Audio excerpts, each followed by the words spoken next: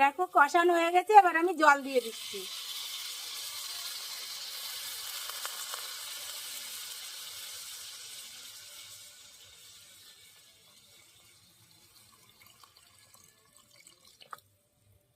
তাহলে ভালো করে জলটা ফুটুক, তারপরে আমি মাছ দিয়ে দেবো। মাছ দেওয়ার সময় তোমাদের দেখাবো। এই দেখো তরকারিটা সুন্দর ফুটে গেছে, এবার আমি ভাজা মাছগুলি সব দিয়ে দিচ্ছি।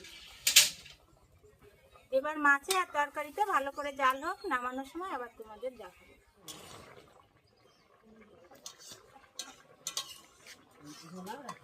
তরকারিতে ফোট এসে গেছে, তরকারি হয়ে গেছে, তরকারি এবার নামিয়ে নেব।